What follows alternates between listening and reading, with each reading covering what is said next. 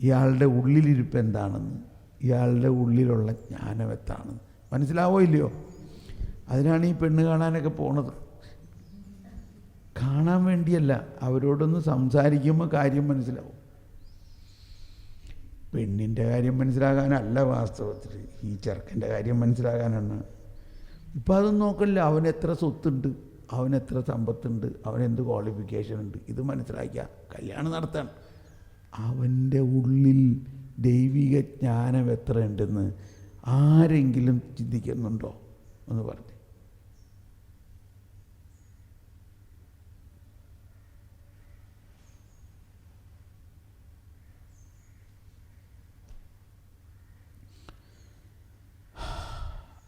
Okay, നമ്മുടെ ജ്ഞാനസ്നാനത്തിൽ നമുക്ക് ലഭിച്ച ജ്ഞാനം, അറിവ്, വിവേകം, ബുദ്ധി, ദൈവഭയം, ഇതെല്ലാം ഈശോയിൽ യേശയ്യ പറഞ്ഞിട്ടുള്ളതാണ്. യേശയ്യ 11:1 വായിച്ചേ.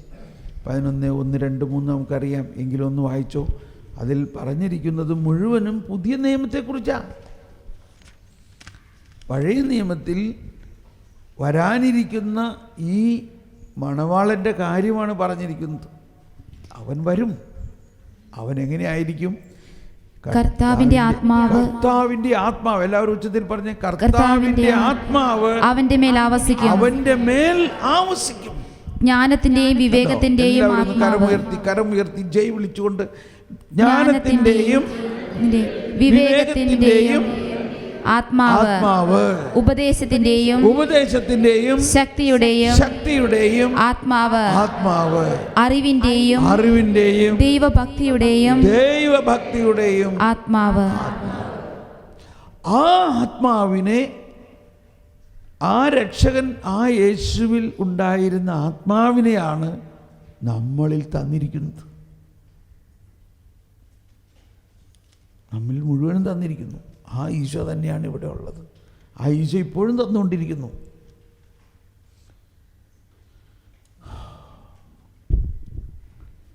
ചിലപ്പോൾ ധ്യാനത്തിനൊക്കെ ചെല്ലുമ്പോൾ ഗായക സംഘം പാടാറുള്ള പാട്ട് ഇങ്ങനെയാണ്: ഡാനിയേലിൽ നിറഞ്ഞ പോലെ, പിന്നെ എങ്ങനെ, ഏലിയായിൽ നിറഞ്ഞ പോലെ, ഏലീശായിൽ നിറഞ്ഞ പോലെ ആത്മാവിനെ എന്നിൽ നിറയ്ക്കണമേ. ഈ ആശയം.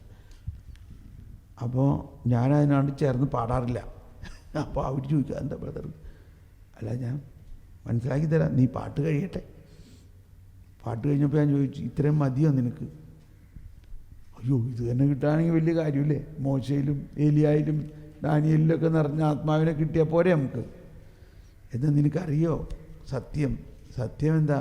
കർത്താവ് ഈശോ മിശിഹായിൽ നിറഞ്ഞ ആത്മാവിനെ ജ്ഞാനസ്നാനത്തിലൂടെ നിൻ്റെ അകത്ത് തന്നു കഴിഞ്ഞിരിക്കുന്നു.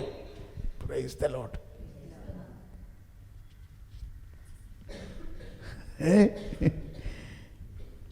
ഇപ്പോൾ എന്താ നമ്മുടെ അവസ്ഥ? അപ്പം നമ്മൾ ഈ പാടുന്ന പാട്ടുകളൊക്കെ ആരോ പാടി നമ്മളെടുത്ത് പാടണം. നമ്മുടെ അവസ്ഥ എന്താ? അതാണ് നമ്മുടെ അവസ്ഥ. ആത്മാവേ ആത്മാവേ പരിശുദ്ധാത്മാവേ, ആത്മാവേ പരിശുദ്ധാത്മാവേ, എൻ ഹൃദയത്തിൽ വാഴും ആത്മാവേ. കണ്ടോ, ഈ ആത്മാവ് എവിടെയുണ്ട്? നമ്മുടെ ഹൃദയത്തിൽ വാഴുന്നുണ്ട്. ത്രിത്വൈക ദൈവമേ, അങ്ങെന്റെ ഹൃദയത്തിൽ എന്നെന്നും വാഴുന്നു എന്നു ഞാനറിയുന്നു. അങ്ങയെ കൂടാതെ ഒരു നിമിഷം പോലും ജീവിക്കാൻ ഈ ഭൂവിൽ സാധ്യമല്ല. എന്നിൽ ക്രിസ്തു, നിന്നിൽ ക്രിസ്തു, എല്ലാവരിലും ക്രിസ്തു, എല്ലാ ജാതി മതസ്ഥരിലും യേശു ക്രിസ്തു വാഴുന്നു. ഇത് വിശ്വസിക്കുന്നുണ്ടോ? അപ്പോൾ ഈ ദൈവം പഴയ നിയമത്തിലെല്ലാം അരുളി ചെയ്തത് പുതിയ നിയമത്തിൽ യേശു ക്രിസ്തുവിലൂടെ, ആ യേശുവിൽ ഉണ്ടാകുമെന്ന് പറഞ്ഞ ആത്മാവ് യേശു വന്നു. ആ ആത്മാവിനെ നമുക്ക് തന്നു കഴിഞ്ഞിരിക്കണം. ഇനി ആത്മാവ് പറന്നിറങ്ങണമെന്നോ ഒക്കെ പറഞ്ഞിട്ട് വല്ല കാര്യമുണ്ടോ? ഇന്ന് പ്രാർത്ഥിക്കുമ്പോൾ കുർബാനയിൽ മാത്രം കൗദാശികമായിട്ട് കർത്താവേ അവിടുത്തെ പരിശുദ്ധാത്മാവ് എഴുന്നള്ളി വരണമേ, അത് ഈ കൂദാശയിലാണ്. എന്നാൽ നമ്മളെല്ലാവരിലും കൂദാശ കഴിഞ്ഞിരിക്കുന്നവരാണ്. നമ്മൾ ജ്ഞാനസ്നാനത്തിൽ, തൈലലേപനത്തിൽ, അപ്പം നമ്മളിൽ ഈ നിധി തന്നു കഴിഞ്ഞിരിക്കുന്നു. അന്വേഷിപ്പിൻ, കണ്ടെത്തും, മുട്ടുവിൻ, തുറക്കപ്പെടും, ചോദിപ്പിൻ, തരപ്പെടും എന്ന് പറഞ്ഞാൽ അത് അൺലീഷൻ, അതിങ്ങനെ റിലീസാക്കുക എന്നുള്ളതാണ്. നമ്മളിൽ തന്നെ ഈ നിധി ഒളിഞ്ഞിരിക്കുകയാണ്. അതാണ് ദൈവരാജ്യത്തെക്കുറിച്ച് ഈശോ പറഞ്ഞ ഉപമകളെല്ലാം. എന്തുകൊണ്ടാണ് അവൻ ഉപമകളിലൂടെ പറഞ്ഞത്? ഇതാണ് ഞാൻ നേരത്തെ പറഞ്ഞില്ല, ഒരു ടേസ്റ്റിന് ഒരെണ്ണം പറയാം. ഒന്ന് കൈവീശി കാണിച്ച് എല്ലാവരും.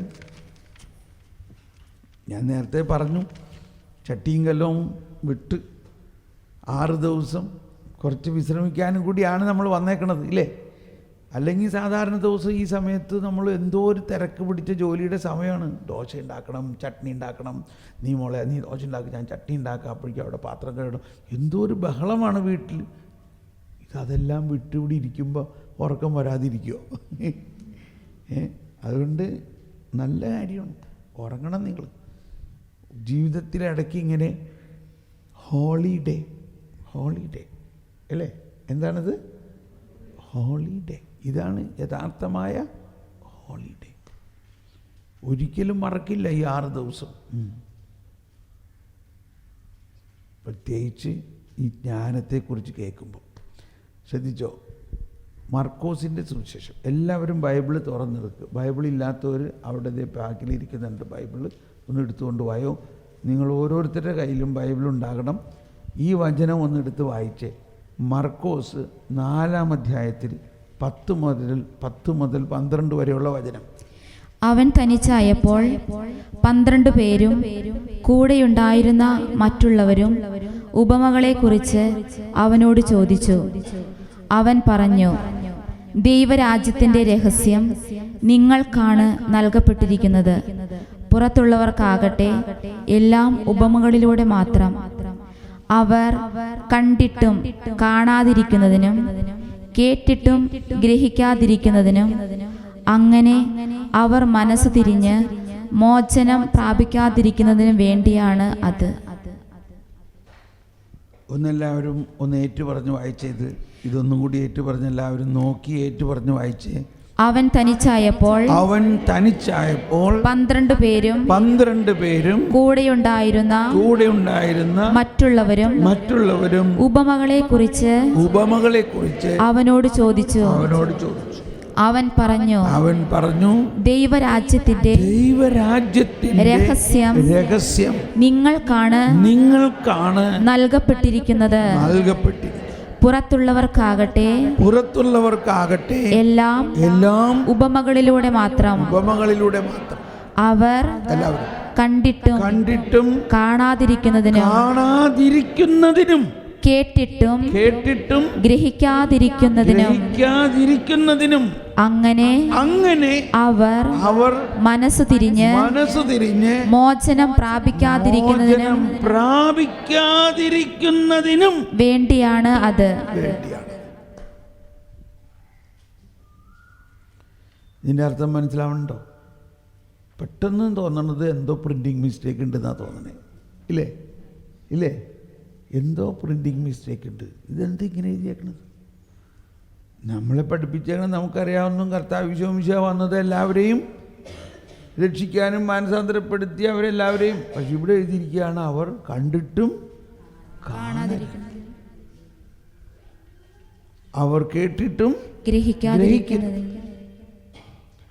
അവർ മനസ്സ് തിരിയരുത്, അവർ മോചനം പ്രാപിക്കരുത്. അതിനുവേണ്ടിയാണ് ഉപമകളിലൂടെ എല്ലാം പറഞ്ഞത്. അപ്പം എന്താ ഇതിൻ്റെ അർത്ഥം?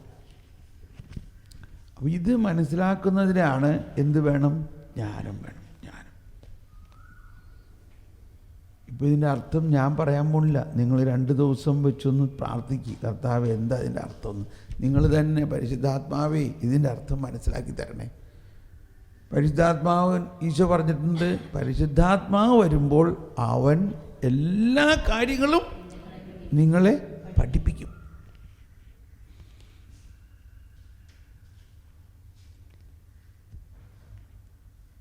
ഒരു വചനം വരുന്നു, ഇതാണ് ഇന്നലെ പറയാൻ വന്നത്. വചനത്തിൻ്റെ ചുരുളഴിയുമ്പോൾ ഇപ്പം ഇത് ചുരുളഴിഞ്ഞിട്ടില്ല അല്ലേ? ഇപ്പം ഈ വചനം, ഇപ്പം നമ്മൾ വായിച്ച വചനം, ഇതിന് എന്തോ നിഗൂഢത ഉണ്ടെന്ന് അറിയാം, പക്ഷേ ചുരുള് അഴിഞ്ഞിട്ടില്ല. Praise the lord. അതേതാണത്? സങ്കീർത്തനം 119, 130. ഒന്ന് എടുത്തൊന്ന് വായിച്ചേ. ഇപ്പം ഇതാണ് ആ ചുരുളഴിയണം എന്ന് പറയുന്നതിൻ്റെ അർത്ഥം.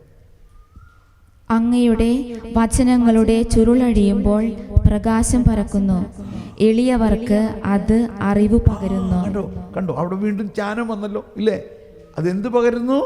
എളിയവർക്ക് അത് അറിവ് പകരുന്നു. അറിവ് പകരുന്നു. എന്താ അതിൻ്റെ അർത്ഥം? എന്താ? എളിയവർക്ക് അറിവ് പകരുന്നു.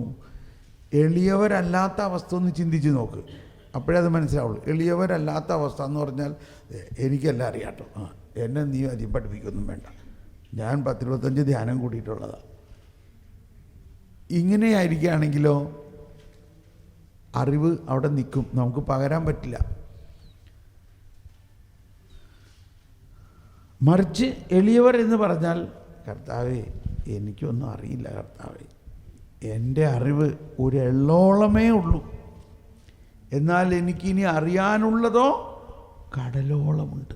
അതാണ് what I know is a drop, what I do not know is an ocean. എല്ലാവരും പറഞ്ഞേ, എൻ്റെ അറിവ് എള്ളോളമേ ഉള്ളൂ, എനിക്കറിയാനുള്ളത് ഒരു കടലോളമുണ്ട്. ഉണ്ടോ? ഉണ്ടെന്ന് തോന്നുന്നുണ്ടോ? അതോ നമുക്ക് തോന്നുന്നുണ്ടോ ഇല്ല എനിക്കെല്ലാം അറിയാം? അങ്ങനെ തോന്നിപ്പോയാൽ പോയി. പിന്നെ ഈ അറിവ് നമ്മളിൽ, കർത്താവ് എല്ലാവർക്കും അറിവ് കൊടുത്തുകൊണ്ടിരിക്കുകയാണ്. ജ്ഞാനസ്നാനമല്ലേ നമ്മൾ സ്വീകരിച്ചേക്കണേ. പക്ഷെ ഈ അറിവ് നമ്മൾ അങ്ങ് ജ്വലിക്കാത്തതിൻ്റെയോ അല്ലെങ്കിൽ ഈ അറിവ് നമ്മളിൽ പ്രസരിക്കാത്തതിൻ്റെയോ അല്ലെങ്കിൽ ഈ അറിവ് ധാരാളമായിട്ട് നമ്മളിൽ ഒഴുകാത്തതിൻ്റെ കാരണം, എൻ്റെ അഭിപ്രായത്തിൽ ഒരു കാരണം ഇതാണ്, എനിക്കെല്ലാം അറിയാമെന്ന അങ്ങനെ ഇതിനേക്കാളും വലിയ അഹങ്കാരങ്ങൾ വേറെ ഉണ്ട് കേട്ടോ. അപ്പം അതുകൊണ്ട് അങ്ങനത്തെ ഒരു ചിന്ത, ഈ ചിന്ത ഒരു മാനുഷിക ചിന്തയാണത്. ഇത് പൈതൃകമായിട്ട് നമ്മളിലുള്ളതാണ്, പൈതൃകമായിട്ട്. എന്തിനാ? ഇപ്പം നമ്മുടെ പിള്ളേരെ നോക്കിക്കോ, നിൻ്റെ മോൾ എന്ത് പറയും? മമ്മിക്കൊന്ന് പറഞ്ഞുകൂടാ ഇല്ലേ? ഇല്ലേ? ഇങ്ങനെ പറയാറില്ലേ? നമ്മുടെ 10 വയസ്സുള്ള കൊച്ചുമകൾ എന്ത് പറയും? മമ്മിക്കൊന്നും അറിഞ്ഞൂടാ. ഞാൻ ദേ വാട്സപ്പിൽ ഗൂഗിളിൽ നിനക്ക് എല്ലാം അറിയാം. അവർ ഉടനെ മമ്മി യു ഡോണ്ട് നോ, ഈ യു ഡോണ്ട് നോ എന്നുള്ളതാണ് കുട്ടികൾക്കെല്ലാം ഉള്ള ഒരു സാധാരണ വാക്ക്. You don't know papa, you don't know mummy, you don't know. അപ്പോൾ ഇതിൻ്റെ അർത്ഥം അവരല്ല ഉദ്ദേശിക്കുന്നത്, ഇത് നമ്മുടെ എല്ലാവരുടെയും ബ്ലഡിലുള്ളതാണ്. വാസ്തവത്തിൽ അതാണ് ഉത്ഭവഭാവത്തിൻ്റെ കാരണം. Price the Lord. ഉത്ഭവഭാവം നമ്മൾ പറഞ്ഞു, ഒരു ആപ്പിൾ തിന്നു ചോദിച്ചപ്പോൾ എന്താ എല്ലാ ഫ്രൂട്ടും തിന്നാന്നുണ്ടെങ്കിൽ എന്താണ് ഉത്ഭവഭാവം? അവരോട് പറഞ്ഞു, നന്മ തിന്മകളുടെ അറിവിൻ്റെ, കണ്ടോ, ജ്ഞാനത്തിൻ്റെ വൃക്ഷത്തിൻ്റെ ഫലം നിങ്ങൾ ഭക്ഷിക്കരുത്. നമ്മുടെ ലോജിക്കിൽ മലയാള ഭാഷയുടെ എന്താ അത് ഭക്ഷിച്ചാൽ ജ്ഞാനം കിട്ടൂല എന്നുള്ളതാണ്. അല്ല, അത് ഭക്ഷിച്ചാൽ നേരെ മറിച്ച നന്മ തിന്മകളുടെ തിരിച്ചറിവ് എന്നതാണ് ജ്ഞാനം. ആ ജ്ഞാനത്തിൻ്റെ വൃക്ഷത്തിൻ്റെ ഫലം നീ ഭക്ഷിക്കരുത്. അത് ഭക്ഷിക്കുന്ന നിമിഷം നീ മരിക്കും എന്ന് പറഞ്ഞത് അവന് മനസ്സിലായില്ല. പാവം, അവൻ വിചാരിച്ച് അത് തിന്നാൽ ജ്ഞാനം കിട്ടുമെന്ന് വിചാരിച്ചു.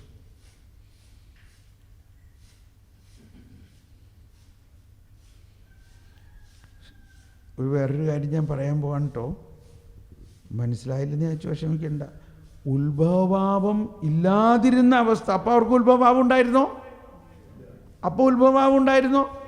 ശ്രദ്ധിക്കണം, ഒന്ന് കൈവീശി കാണിച്ച്. അപ്പോൾ ഉത്ഭവഭാവം ഉണ്ടായിരുന്നോ?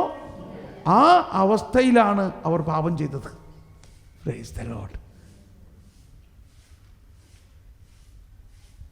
ആ അവസ്ഥയിലും അവർക്ക് ഇത് മനസ്സിലായില്ലായിരുന്നു. അവരെ പിശാച് ട്രിക്ക് ചെയ്തു, തട്ടിച്ചു. പിശാച് നുണ പറഞ്ഞു അവരോട്. എന്താ പിശാച് പറഞ്ഞ നുണ? ആ നുണയിൽ അവർ വീണു. എന്താണ് പിശാച് പറഞ്ഞ നുണ? നുണയുടെ ഒരു ഭാഗം മാത്രം നമ്മൾ പറയുന്നുള്ളൂ. നിങ്ങൾ ഇത് ഭക്ഷിച്ചാൽ ദൈവത്തെ പോലെ ആകുമെന്ന് പറഞ്ഞു. എന്താണ് അതിലെ നുണ? അവർ ഓൾറെഡി ദൈവത്തെ പോലെ ആയിരുന്നു. അല്ലയോ?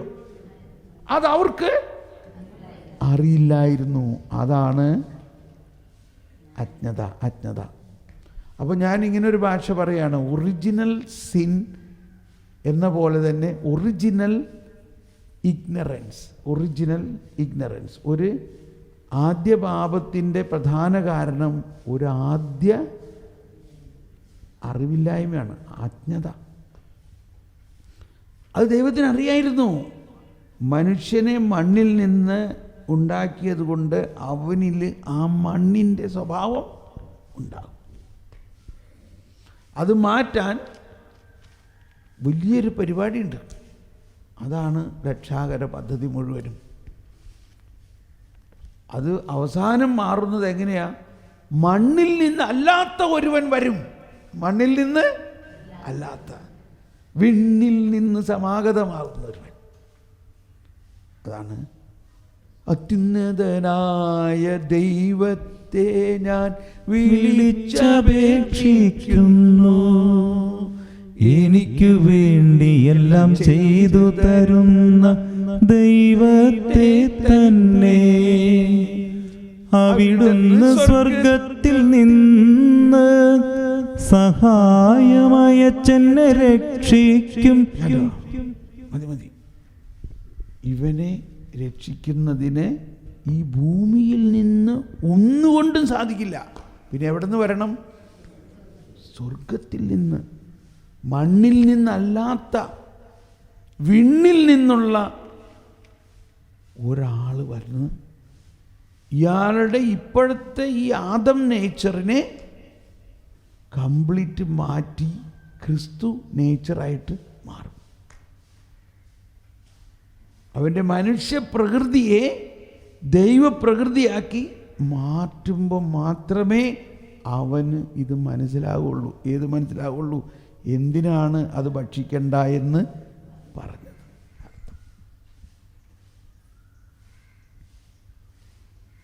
പിശാച് പറഞ്ഞു, ഇത് ഭക്ഷിച്ചാൽ നീ ദൈവത്തെ പോലെ ആകുമെന്ന് പറഞ്ഞപ്പോൾ ദൈവം പറഞ്ഞത് വിശ്വസിക്കാതെയും ദൈവം പറഞ്ഞതിൽ ജ്ഞാനം മനസ്സിലാക്കാതെയും പിശാച് പറഞ്ഞത് എളുപ്പം മനസ്സിലായി.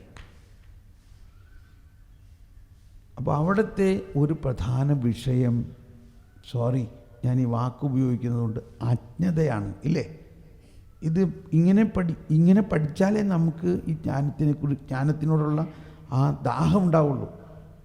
ആ ഒറിജിനൽ അജ്ഞത ഇന്നും നമ്മളിൽ കുറച്ചെങ്കിലും ഇപ്പോഴും ഉണ്ടോ ഇല്ലയോ? അതാണ് നമ്മുടെ പ്രശ്നം. ഞാനിത് നമ്മൾ സ്വന്തം ആൾക്കാരാണെന്നുള്ള ഇതിലാണ് ഞാൻ തുറന്നു പറയുന്നത്. നമ്മുടെ പ്രശ്നം നമ്മളിൽ ഈ ഒറിജിനൽ അജ്ഞത ഇപ്പോഴും കുടികൊള്ളുന്നു. അതെന്താണ് മാറുന്നത്? ഈശോ പറഞ്ഞു, പിതാവേ, ഏക സത്യദൈവമായ അങ്ങയെയും അങ്ങയച്ച യേശുവിനെ കുറിച്ചുള്ള അറിവാണ് നിത്യജീവൻ. അറിവ്. ആ അറിവ് ഈ ഭൂമിയിൽ എവിടെന്നെങ്കിലും കിട്ടുമോ? അത് ഇല്ല. അതും സ്വർഗത്തിൽ നിന്നുള്ള തൻ്റെ പരിശുദ്ധാത്മാവിലൂടെ മാത്രമേ ഈ അറിവ് നമുക്ക് കിട്ടുള്ളൂ. അപ്പോൾ ആ അറിവിനെ പാക്ക് ചെയ്തൊരു ചുരുളായിട്ട് വചനം കൊണ്ടുവന്നിരിക്കുകയാണ്. ആ ചുരുള് അഴിയുമ്പോൾ പ്രകാശം വരും. ആ ചുരുൾ അഴിക്കട്ടെ ഞാൻ. അതിൻ്റെ ഒരു ഭാഗം ഞാൻ പഠിക്കാൻ പോവാണ്. ഇന്നലെ ഞാൻ പറഞ്ഞില്ല, ജ്ഞാനത്തിന് വേണ്ടി പ്രാർത്ഥിച്ച് കഴിഞ്ഞാലേ മനസ്സിലാവുള്ളൂ. ഇന്നലെ രാവിലെ ഞാൻ പ്രാർത്ഥിക്കുമ്പോഴാണ് എന്നോട് ഇതിങ്ങനെ പറഞ്ഞു തന്നത്. അപ്പോൾ 2-3 ദിവസമായിട്ട് ഞാൻ ഷാലോമിന് വേണ്ടിയുള്ള കുറേ ടോക്ക് റെക്കോർഡ് ചെയ്തുകൊണ്ടിരിക്കുകയായിരുന്നു. അതിൽ ജോൺ പോൾ II മാർപ്പാപ്പയുടെ പരിശുദ്ധാത്മാവിനെ കുറിച്ചുള്ള പ്രബോധന പരമ്പരയിൽ നിന്നും എടുത്തിട്ടാണ് ഞാൻ അതിൽ പറഞ്ഞിരിക്കുന്ന ഒരു കാര്യം. അത് പറഞ്ഞു കഴിഞ്ഞാലേ ഇത് മനസ്സിലാവുള്ളൂ. മാതാവ് ഗർഭിണിയായപ്പോൾ മാതാവിൽ പരിശുദ്ധാത്മാവ് നിറഞ്ഞു. അങ്ങനെയാണല്ലോ മാതാവ് ഗർഭിണിയാവുന്നത്. അപ്പം എന്ത് സംഭവിച്ചു? വചനം മാംസമായി. അവിടെയാണ് ഈ ചുരുൾ അഴിയണത്.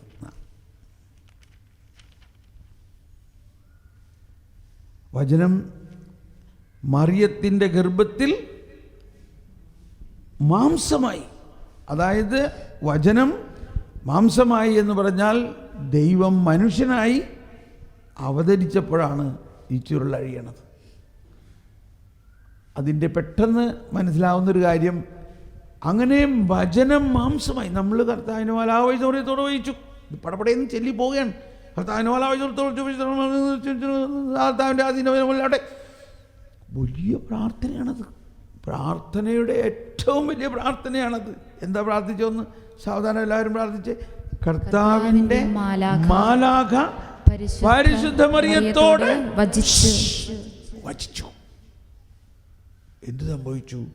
പരിശുദ്ധാത്മാവിനാൽ മറിയം ഗർഭം ധരിച്ചു.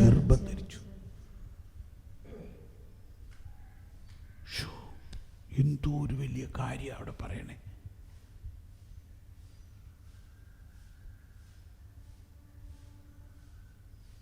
അപ്പോഴാണ് മറിയം പറയണത്, ഇതാ കർത്താവിൻ്റെ ദാസി, അങ്ങയുടെ വചനം എന്നിൽ നിറവേറട്ടെ.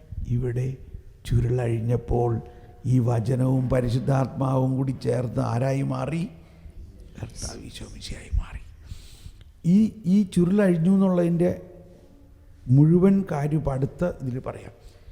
എന്നിട്ട് ഉടനെ മാതാവ് ഒരു ഓട്ടമാണ്. ചുരുളഴിഞ്ഞു, നിൽക്കാൻ പറ്റണില്ല. എവിടേക്ക് ഓടി? എലിസബത്തിൻ്റെ വീട്ടിലേക്ക്.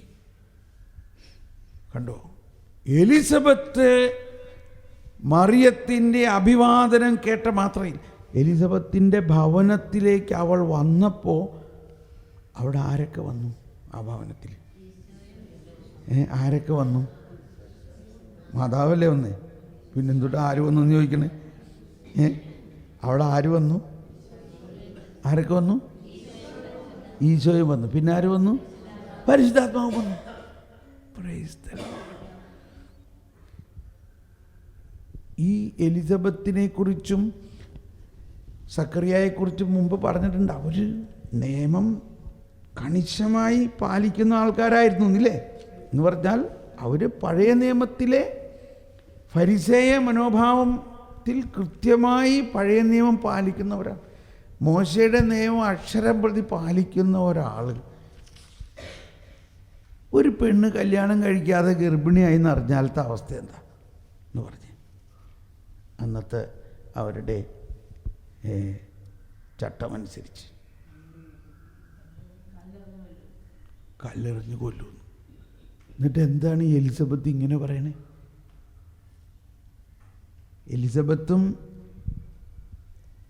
എലിസബത്തും സക്കറിയായും നിയമം കർക്കശമായി പാലിക്കുന്ന ആൾക്കാരായിരുന്നു.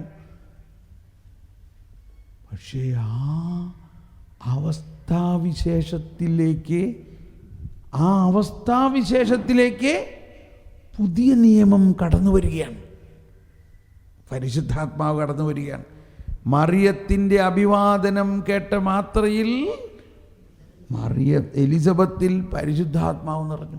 പരിശുദ്ധാത്മാവ് നിറഞ്ഞിട്ട് പിന്നെ എലിസബത്ത് പറയണത് എലിസബത്തിന് തന്നെ മനസ്സിലാവുന്നില്ല എന്ന് പറയാൻ വേണമെങ്കിൽ എലിസബത്ത് എന്താ പറഞ്ഞത്? നീ സ്ത്രീകളിൽ അനുഗ്രഹീതയാണ്, നിന്റെ ഉദരഫലവും അനുഗ്രഹീതം. എൻ്റെ കർത്താവിൻ്റെ അമ്മ, എൻ്റെ അടുത്തു വരാനുള്ള ഈ ഭാഗ്യം എനിക്കെവിടെ നിന്ന്? എങ്ങനെ മനസ്സിലായി എലിസബത്തിന് ഈ വന്നിരിക്കുന്നത് കർത്താവിൻ്റെ അമ്മയാണെന്ന് എങ്ങനെ മനസ്സിലായി? പരിശുദ്ധാത്മാവിലൂടെ. ഈ ഗർഭത്തിൽ ഉള്ള ആ ശിശു കർത്താവാണെന്ന് എങ്ങനെ മനസ്സിലായി? അതാണ് വചനത്തിൻ്റെ ചുരുൾ അഴിഞ്ഞു എന്ന് പറഞ്ഞാൽ, വചനം മനുഷ്യനായി അവതരിച്ചതോടെ വചനത്തിൻ്റെ ചുരുളഴിഞ്ഞു. ആ ചുരുളഴിഞ്ഞപ്പോൾ ഈ പഴയ നിയമത്തിൻ്റെ വക്താക്കളായ എലിസബത്തും സക്കറിയായുടെയും അകത്തേക്ക് ഒരു വലിയ പ്രകാശം, പുതിയ ഒരറിവ്. ഇത് അവർ അല്പം പോലും അവർ ചിന്തിക്കുക പോലും ചെയ്യാത്ത ഒരു പുതിയ അറിവ്. എന്താണ് ആ പുതിയ അറിവ്? ഇത് മാതാവ് ഗർഭിണിയായിട്ട് ഒരു സാധാരണ നമുക്ക് കുടുംബക്കാർക്ക് അറിയാലോ, ഒരു സ്ത്രീ ഗർഭിണിയായാൽ എത്ര ദിവസം എടുക്കും ഗർഭിണിയാണെന്ന് കൺഫേം ചെയ്യാൻ? അറ്റ്ലീസ്റ്റ് 1.5 മാസം എടുക്കൂലേ? ഇത് ഏതാനും ദിവസമായിട്ടാവുള്ളൂ. അതായത് നസ്രത്തിൽ നിന്ന് ജൂദയ വരെ പോകേണ്ട സമയമായിട്ടുള്ളൂ. അതിനകത്ത് പരിശുദ്ധാത്മാവ് ഇതിൻ്റെ ചുരുളഴിച്ചു. എലിസബത്തിനോട് പറഞ്ഞു, ഇവളുടെ ഗർഭത്തിൽ ദൈവം മനുഷ്യനായിരിക്കുകയാണ്, വചനം മാംസമായിരിക്കുകയാണ്. ഇനി അടുത്ത് ഒരു 10-40 ദിവസം കഴിഞ്ഞപ്പോൾ, അതപ്പോഴല്ല, പ്രസവം കഴിഞ്ഞ്, അതായത് ഈശോയെ ദേവാലയത്തിൽ സമർപ്പിക്കാൻ വേണ്ടി ചെന്നപ്പോൾ ശിമയോനോട് പരിശുദ്ധാത്മാവ് പറഞ്ഞു. എന്തു പറഞ്ഞു? നീ ഇത്രയും നാൾ നീ ആരക്കാത്ത ഇരുന്നത്? ഞാൻ നിന്നോട് പറഞ്ഞിട്ടില്ലേ, നീ മരിക്കില്ല. നീ മരിക്കുന്നതിന് മുമ്പ് ഈ ലൈറ്റ് ഒന്ന് ഓൺ ചെയ്ത്, നീ മരിക്കുന്നതിന് മുൻപ് നിന്റെ കണ്ണുകൾ രക്ഷകനെ കാണും എന്ന് പറഞ്ഞ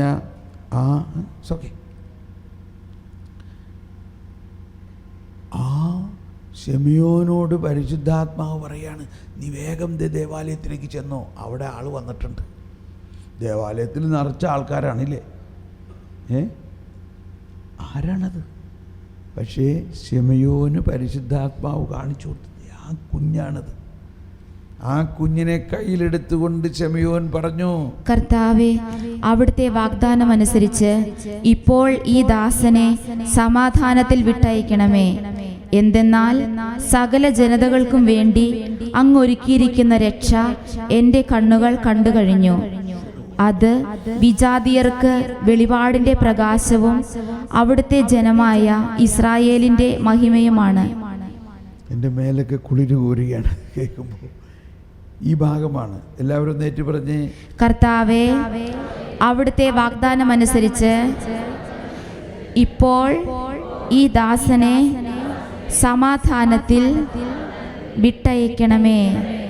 എന്തെന്നാൽ സകല ജനതകൾക്കും വേണ്ടി അങ്ങൊരുക്കിയിരിക്കുന്ന രക്ഷ എന്റെ കണ്ണുകൾ കണ്ടു കഴിഞ്ഞു. അത് വിജാതിയർക്ക് വെളിപാടിന്റെ പ്രകാശവും അവിടുത്തെ ജനമായ ഇസ്രായേലിന്റെ മഹിമയുമാണ്. വചനത്തിൻ്റെ ചുരുളഴിഞ്ഞോ? ഇവിടെയാണ്, ഈ മനുഷ്യാവതാരത്തിലൂടെയാണ് വചനത്തിൻ്റെ ചുരുളഴിഞ്ഞത്. നമുക്ക് ഈ ജ്ഞാനത്തിന് വേണ്ടി പ്രാർത്ഥിക്കാം.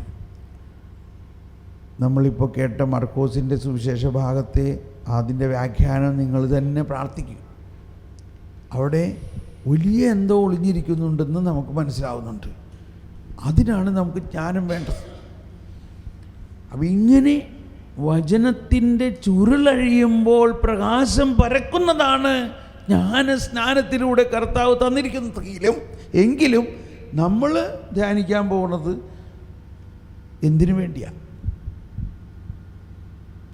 ഈ ചുരുളഴിഞ്ഞ് നമ്മുടെ ഉള്ളിൽ ദൈവജ്ഞാനം പ്രസരിക്കുന്നതിന് വേണ്ടി ദാഹിക്കുക.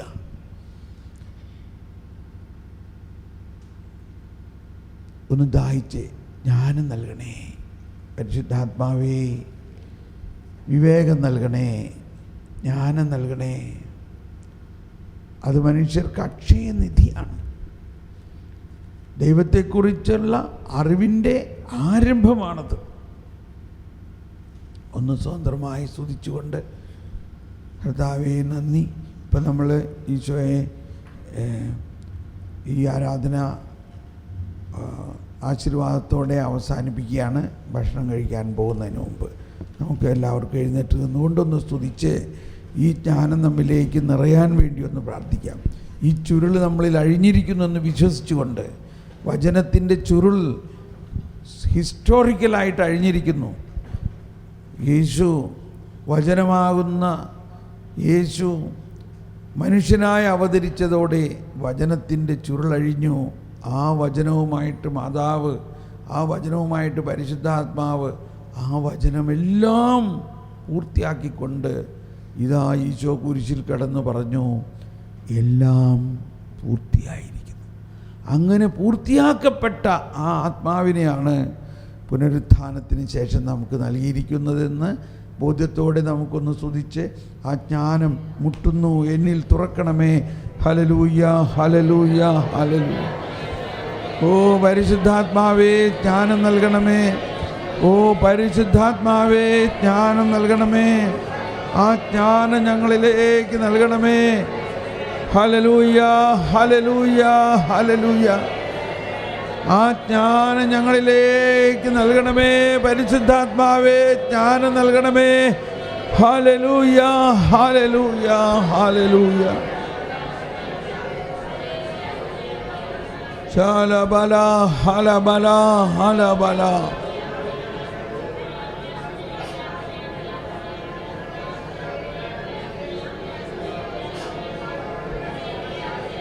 ജ്ഞാനം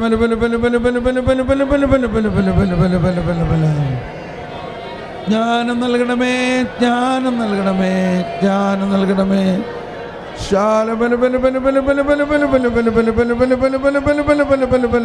ജ്ഞാനമേ, ജ്ഞാനമേ, പരിശുദ്ധാത്മാവേ ജ്ഞാനം നൽകണമേ. ഞങ്ങളിൽ വസിക്കുന്ന പരിശുദ്ധാത്മാവേ ദൈവിക ജ്ഞാനം, ജ്ഞാനം, അറിവ്, വിവേകം ഞങ്ങൾക്ക് നൽകണമേ.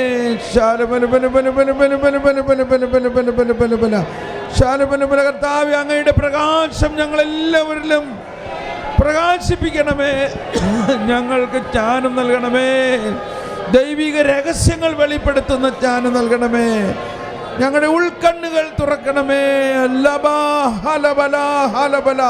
എല്ലാവരും ഭാഷാവരത്തിൽ പ്രാർത്ഥിച്ചുകൊണ്ട് ഈശോ നമുക്ക് വേണ്ടി പ്രാർത്ഥിക്കുന്നു എന്ന് വിശ്വസിക്കുക. ഈശോ നമുക്ക് വേണ്ടി പ്രാർത്ഥിക്കുന്നു. വെളിപാടിൻ്റെ ആത്മാവിനെ നമുക്ക് നൽകിക്കൊണ്ട് പ്രാർത്ഥിക്കുന്നു. ദാഹിക്കുക പുതിയ വെളിപാടുകൾ കിട്ടുന്നതിന്, പുതിയ വെളിപാടുകൾ കിട്ടുന്നതിന്, പുതിയ ഉൾക്കാഴ്ച കിട്ടുന്നതിന് നമ്മൾ മാനുഷികമായ സകല ബോധ്യങ്ങളും അടിയറ വെച്ചുകൊണ്ട്, ഓ ദൈവമേ, ഓ പരിശുദ്ധാത്മാവേ,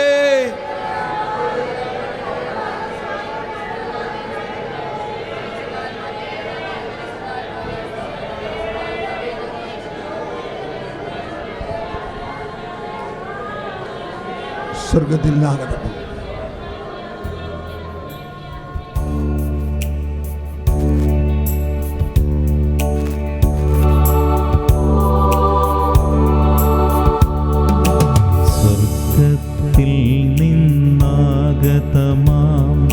ജീവൻ നൽകുമൊരപ്പം നീ, മർത്യനു മുക്തി പകർന്നരുളും നിത്യമഹോന്നതമപ്പം നീ, നിത്യമഹോന്നതമപ്പം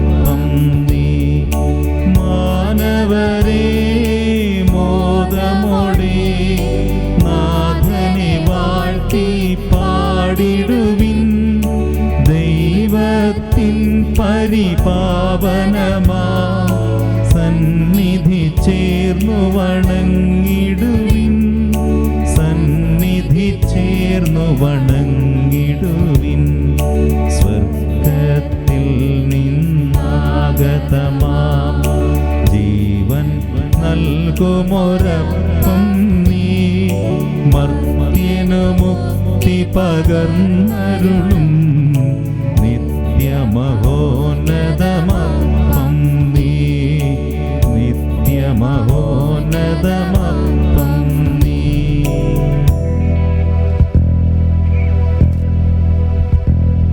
പരിശുദ്ധ ശരീരത്താലും വിലയേറിയ രക്തത്താലും പാപത്തിൻ കറകളിൽ നിന്നും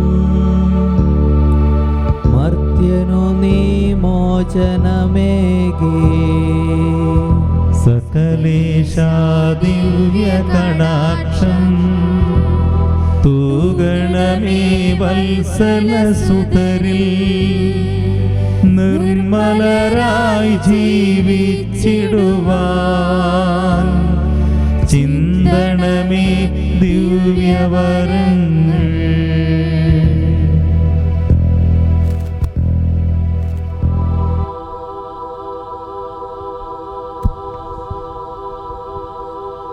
പരിശുദ്ധ പരമദിവ്യകാരുണ്യത്തിന് നേരവും ആരാധനയും സ്തുതിയും പുകഴ്ചയും ഉണ്ടായിരിക്കട്ടെ. പരിശുദ്ധ പരമദിവ്യകാരുണ്യത്തിന് നേരവും ആരാധനയും സ്തുതിയും പുകഴ്ചയും ഉണ്ടായിരിക്കട്ടെ.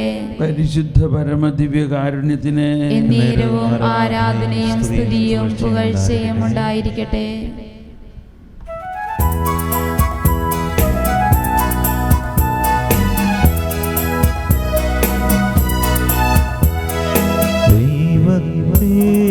വാഴ്ത്തിടുവിൻ ദൈവനാമം വാഴ്ത്തിടുവിൻ ദൈവവും മനുജനുമാ മിശിഹാനാഥനെ വാഴ്ത്തിടുവിൻ മിശിഹാതൻ പൂജിതമാ തിരുനാമം വാഴ്ത്തിടുവിൻ സ്നേഹത്തിൻ ഉറവിടമാ തിരുഹൃദയം വാഴ്ത്തിടുവിൻ പീഠത്തിൽ വാണരുളും മിശിഹായെ വാഴ്ത്തിടുവിൻ രക്ഷകനാം മിശിഹാതൻ ദിവ്യനിണം വാഴ്ത്തിടുവിൻ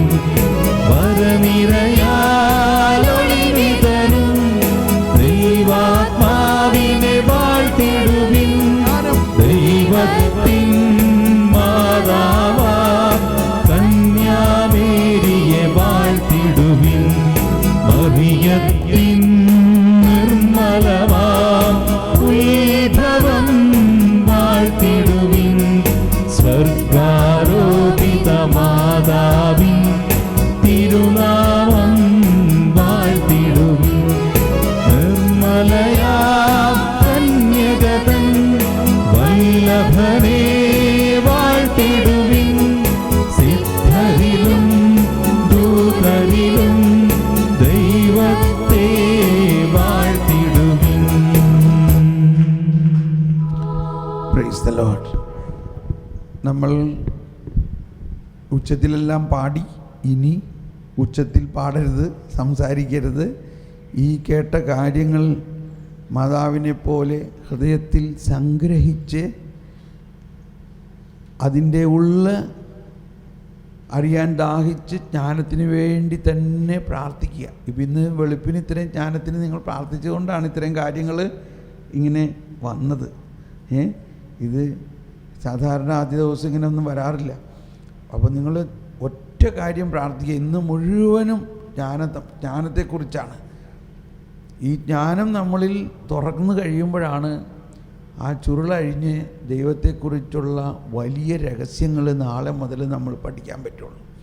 ഇന്ന് മുഴുവനും ജ്ഞാനം, നമ്മുടെ അറിവ് ഒരെല്ലോളമേ ഉള്ളൂ. ദൈവമേ, അങ്ങ് ജ്ഞാനസ്നാനത്തിലൂടെ ഞങ്ങളിൽ തന്നിരിക്കുന്ന ഓരോ നിധികളും തുറക്കണേ എന്ന് പ്രാർത്ഥിക്കുക. ആരും സംസാരിക്കാതിരിക്കുക. ഒരുപാട് സംശയങ്ങളൊക്കെ പലതും ഉണ്ടാവും. അതൊക്കെ 2 ദിവസം കഴിയുമ്പോഴേക്കും മാറും. അപ്പം ചിന്തിച്ചാൽ മതി അത്, കേട്ടോ.